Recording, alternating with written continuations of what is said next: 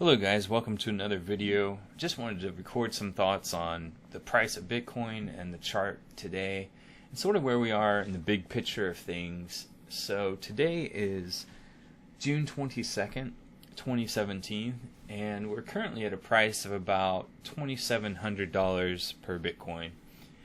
So back on June 12th, we hit this high of around $3,000 and kind of sold off.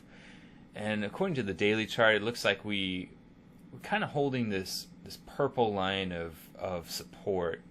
We did sort of pierce through it to the long-term trend support, but it wasn't a close, and so it kind of came back quickly, and so it was really held by this purple line of support. And also, in the previous sell-off, it pretty much held the purple line and then kind of moved higher. So I'm thinking that pattern is going to repeat. But right now, we're sort of in this trading pattern of up one day and down the other, kind of back up and pushes up a little higher, but then pulls back. But we do have these support lines moving up quite a bit, so that's good. This current kind of 2,500 level is a pretty good support level. That's kind of the purple line right now. If Bitcoin were to kind of pull back, I expect that to be a good entry. If I'm looking to kind of buy again, probably wait for that to happen. But it's just kind of treading water a little bit here. I think there's talk about the BIP 182 in August and sort of how that all gets resolved, and so I think that might be hampering the price a little bit.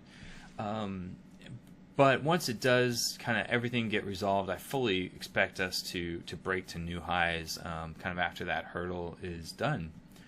So if we zoom in here and look at maybe a 4-hour chart, I was really liking this chart for just kind of analyzing what Bitcoin is doing in a little bit more kind of immediate sense.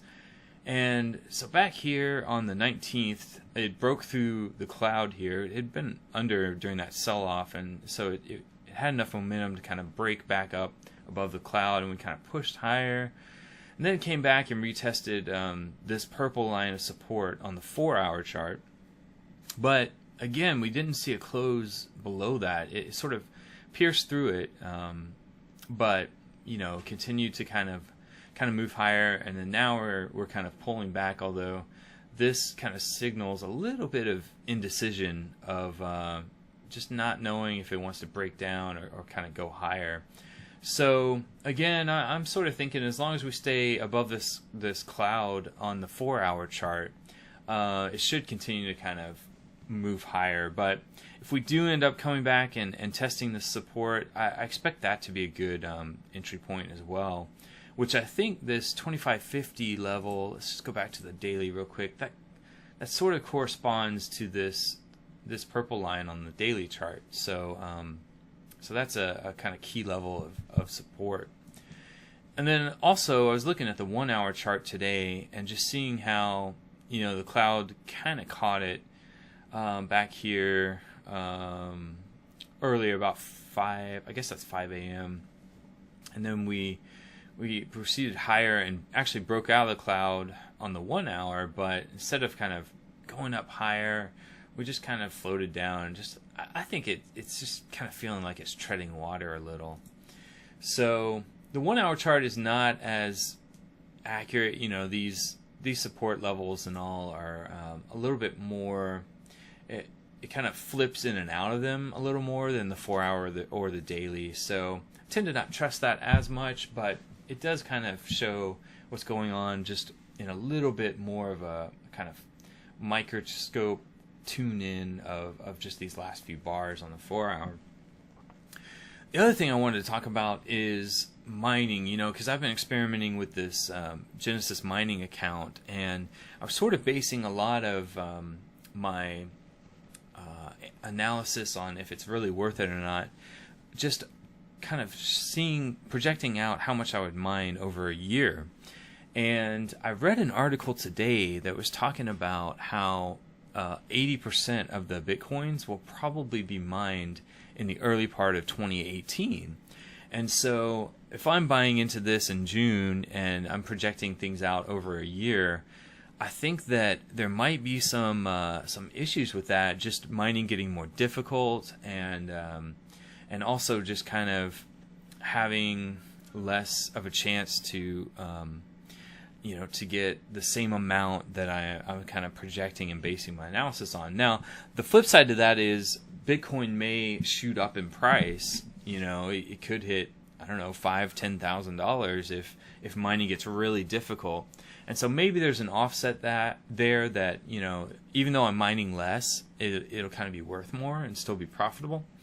But it did kind of make me a little nervous, and so now I'm thinking it might be better just to kind of buy Bitcoin outright, because I can get a little bit more than mining, especially if my mining's kind of not going to really return that over a full year. So just kind of contemplating that, and again, I'm using these videos as kind of a documentation process of my journey in Bitcoin, and so right now I'm sort of leaning more toward just slowly adding Bitcoin over time, making purchases every couple weeks, however much money I can put into it, a few hundred here, a few hundred there, and just kind of buying it over time. I'm not that interested in trading it really.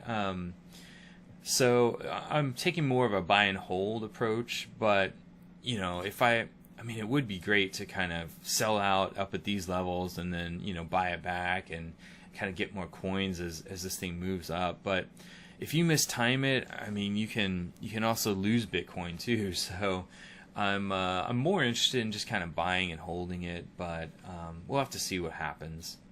So oh, it looks like we just got a new candle there.